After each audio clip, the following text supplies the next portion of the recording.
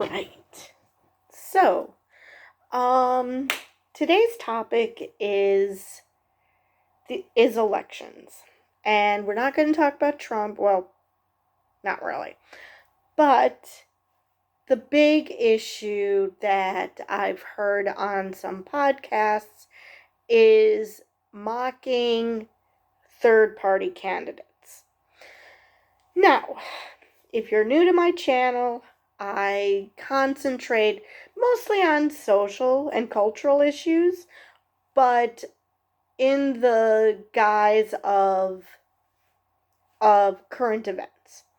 I usually talk about topics that, abortion rights, racism, sexism, that sort of thing, but through the lens of current events. So if I see an article that concentrates on those issues and politics in general, but lately it's been cultural issues.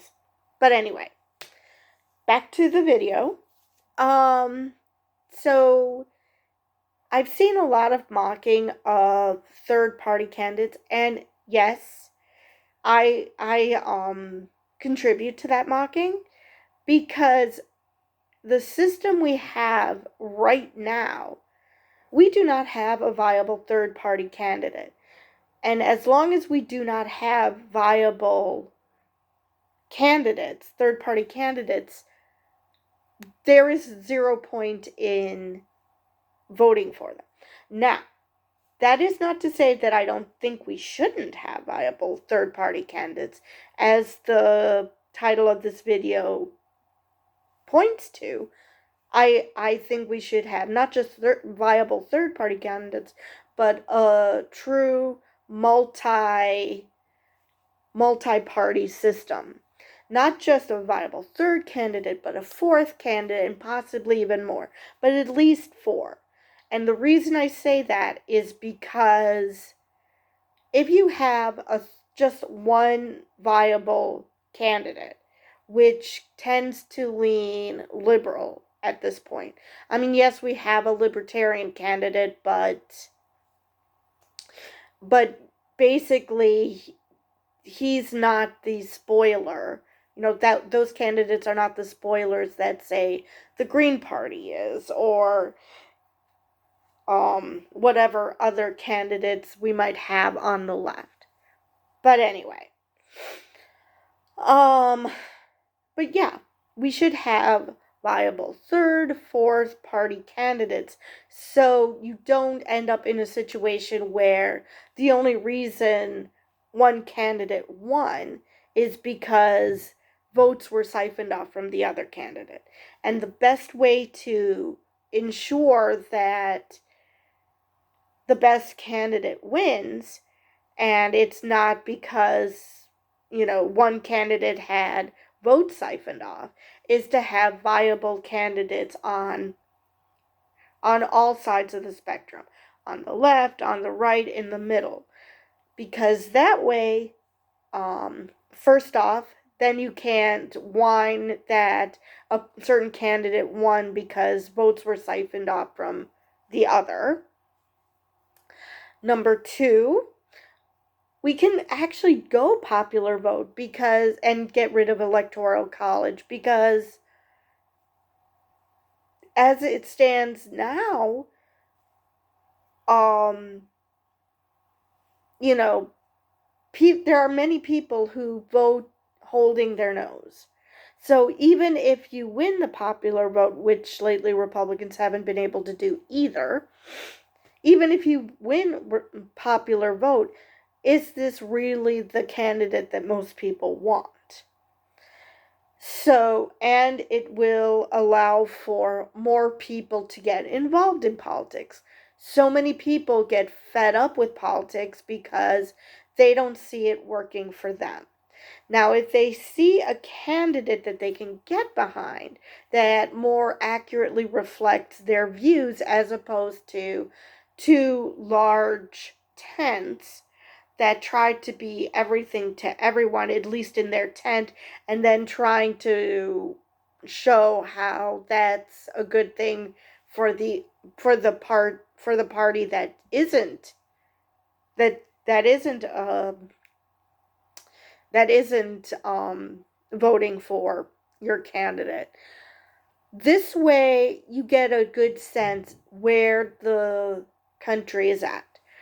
Are they more progressive? Are they more moderate?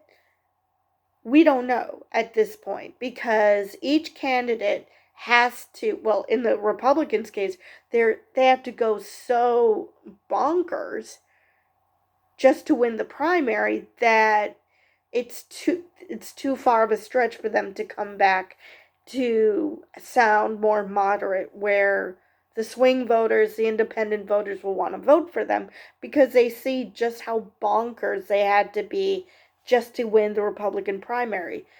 And then you can justifiably ask, which is the real candidate? The bonkers ass one, or the one in the general that's, sounds legit, sounds reasonable.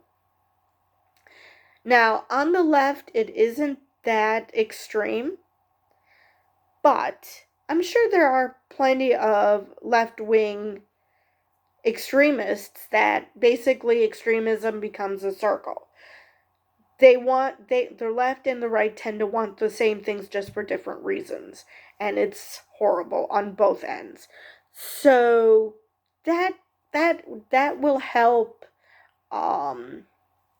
that would help prevent any extremism from taking over, because you saw what happened with the Dodd decision. That would not have happened in a multi-party system because you never would have had a candidate like Trump who would be appointing batshit insane judges. Now, granted, this has been happening for a while. It's not just Trump. People on the Republican side have been have been confirming judges in such a way because it was their wet dream to get rid of Roe. Because somehow getting rid of Roe meant that abortions would just go poof and they wouldn't exist, because no, that's not a thing. Anyway, so yeah, I can only see good things from a multi-party system. And because it would that it would hopefully get more involvement, more a higher percentage, because let's face it, the percentage of people who vote in elections is not good. It's actually pathetic.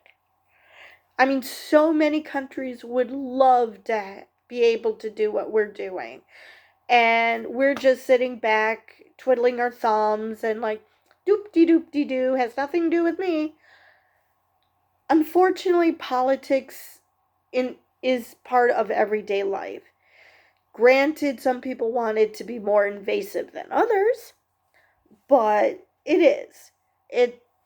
It's just a fact of life that, granted, local politics are more are something that you would be more affected by than national, but once you have a multi-party system, you have a multi-party system. So that would affect the national, the state, the local level. And then you can do things like just go by popular vote. Now, local politics already does that, so that wouldn't change. But you could go by popular vote in the feds. You can get rid of the stupid electoral college. And then you could also, have runoffs. Make the person, because like I said, it siphons votes away from other candidates. Now, I remember this show where celebrities saying, celebrities from the 80s, mostly 70s, 80s, would sing modern music. And it would turn out there would be 4 candidates, and if you have a lot of people liking certain candidates, the one who did the worst, and people are like, wait, how did they win? Ends up winning because the votes are divided amongst the others. To prevent that, you could have a 50% threshold. And so if nobody gets 50%, and you do that, at least in Wisconsin, we do that with the primaries. Even if the primaries are not partisan, you take the top two candidates and they move on to the general. And then you choose from those two. Now, it still may not be a perfect system. You still might end up having to hold your nose, but in theory, you should be less likely because these should be candidates that most people agree with. And so that your dislike for them should be lessened in theory. And so then if you have a 50% threshold, and if people are more motivated to vote, then you'll end up with a candidate that people will want to vote for, as opposed to a couple of candidates where you're like, yeah, I'm not thrilled with either choice, but this guy sucks less, so I'm going to go with this one. You could have, and you could potentially have diversity, not a couple of old white guys. You don't have to worry about them, scratching their heads desperately trying to figure out how they're going to pretend to be diverse. Not the Democrats actually give a shit about diversity. Republicans are actually openly attacking diversity. This will give a great way of showing where the American people are at. Do they want this type of a candidate? Do they want a different type of candidate? And that could actually affect the politics of what's right now the two main parties. Because if they see, oh, this is what the general public wants, they might give them more of that. Unless you're the Republicans who are trying to prevent you from voting because they want to just do what they want and ignore, what most people want. So it's a win-win because if the Republicans are doing a great job at destroying any chance they have for keeping any amount of power. But we shouldn't have a one-party system. Even if you agree with that party, we should not have that party, just one party, because there are a diverse set of viewpoints, and not everybody fits into neat little boxes. Like, Democrats are socially and fiscally liberal. Well, what if someone is socially liberal but fiscally conservative? There are Republicans who have left the Republican Party who fit that description. Where's their party? I mean, they might be fine with Joe Biden, but, it might be a hold your nose situation. It depends on what they consider to be the most important issues. Are they more concerned about social issues? Are they more concerned about the economy? So it depends on which views they align with the best based on what they consider is most important. But why not have a party that's fiscally conservative and socially liberal? And it's possible that there might be people who are socially conservative and fiscally liberal. I don't know. I don't believe I've heard that. But it could be. It could be a thing. There might be people who are dismayed that the left is going more and more progressive and they're more moderate. And the right, like I said, has gone completely wackadoodle. So maybe there's someone who they want someone who's more moderate, and they don't want to pick from the if there is a Democratic primary, they don't want to pick a certain candidate that made it through the Democratic primary. In this case, Joe Biden is a moderate, so maybe they're fine with him. But they should be able to point to everyone should be able to point to a candidate and say, yes, this candidate reflects my views, and they could viably win the presidency, because a lot of third-party candidates right now, the Green Party, I think the Libertarians actually are in all 50 states, so in theory they could be a viable candidate, but most third-party candidates aren't viable.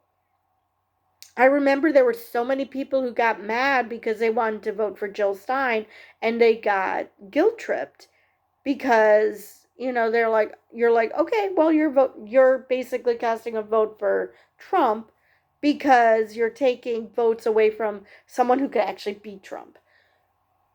And that's what ended up happening to Hillary. Well, there were more than one reason why Hillary lost, but that's among them. So, yes, I am a full believer in a multi-party system.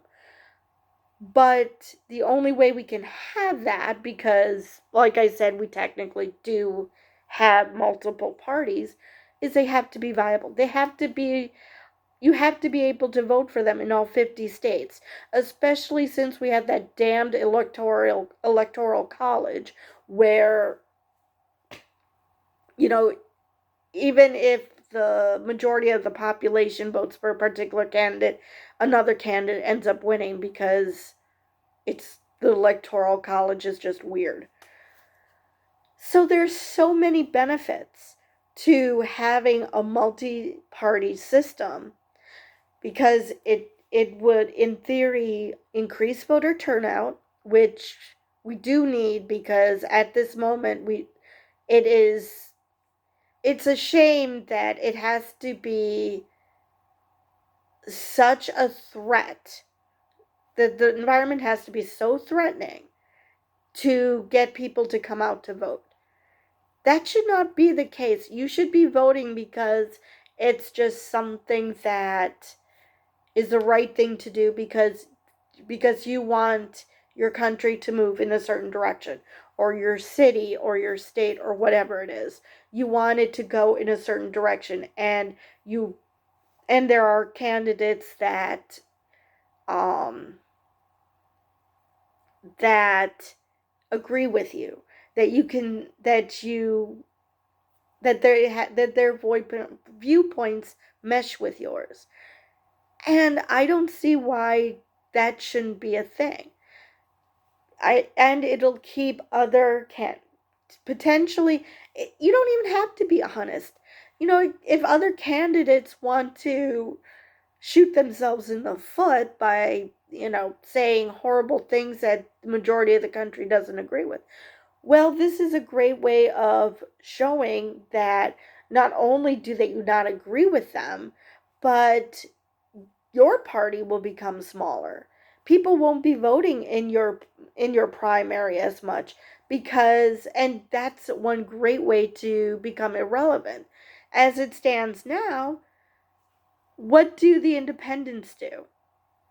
What party do they align themselves with? Right now, they're like, they could even be apathetic and be like, you know what, I'm just not going to vote. This will give them the opportunity to have their voices heard, because this candidate aligns with their values, this candidate aligns with their values, and then you can have who knows what. I remember back in the 80s, now this might sound completely random. I remember back in the 80s, I think it was Billboard that ranks the top 100, top 50. They have all sorts of music lists. And they decided to combine pop and country, rock and country, pop, rock, and country and see who truly is the most popular. What's the most popular single? And it turned out to be Garth Brooks, Friends in Low Places. And people were like, wait, that's not right.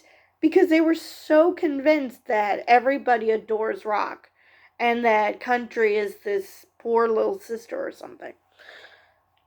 And it's only, I don't know, rednecks that listen to country or something. So, this is a great way to see where the country really stands.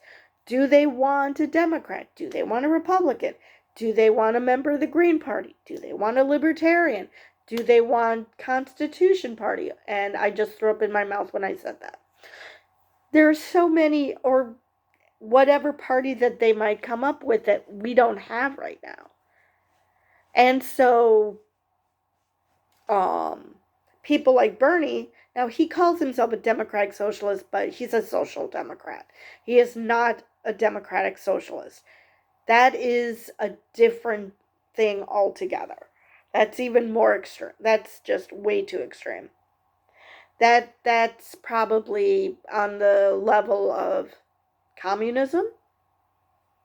Not quite communism, because socialism is not all communism, but it's further left than social democrat. So yeah, if Bernie wants to run as a social democrat as opposed to just a regular Democrat, he could do that. I'm really curious if the games that were played in the Democratic primary weren't played. This idea that all the moderates got behind Joe Biden because, oh my God, we can't have Bernie win the Democratic primary. You wouldn't have games like that because the Democrats would have their candidate, there would be a social democratic candidate, there would be a Republican candidate, there would be a MAGA candidate, there would be all sorts of the spectrum plus other candidates, and then everybody would get a chance to learn about all these candidates, make their choice, and we'll see who do most people agree with. Because right now the political pundits, and oh my God, are there plenty, seem to think they know what Americans want, and they boil it down to simple things as if all voters are this monolith. So why not? This is what college educated voters do. This is what uneducated voters do. Maybe things aren't as simple as you think. So this is a great way to find out really where the country is at. Because I'm sure there are people who vote Democrat who probably aren't thrilled with the candidate. And, let's face it, I didn't vote for Joe Biden in the primaries, but I did in the general, and he's surprised me. There are certain things that just make me want to strangle him that he's done in his policies, but for the most part, he's surprised me. And, it's great if you come up with a president that does that. But most people would want to vote for someone who they want to vote for, and not like Bernie. He had to become a Democrat just to run for president. Well, wouldn't it have been nice if he could have been a viable third party candidate, and that there would be a viable fourth party candidate, so we get a really good sense where America is. What do they want? I mean, people say, oh God, they voted for Trump twice. Technically, that's true, but that was the Electoral College that gave it to Trump. Neither time did he win the popular vote.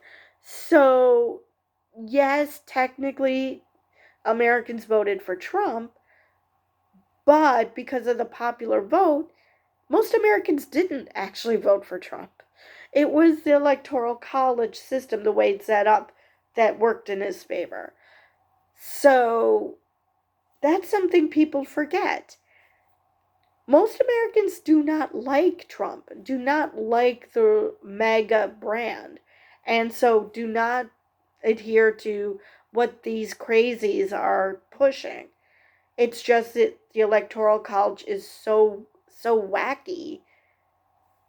Well, if we went by strictly popular vote, which we could do with a multi-party system, because we would have all these choices, we wouldn't have to pick from one or two things, and because people are nuanced. And so why not have nuance in your political parties? Have one group, one party that, now granted, if you look at Europe, there are so many different parties that there might be one or two issues that a party will disagree on, and you're just like, why have separate parties?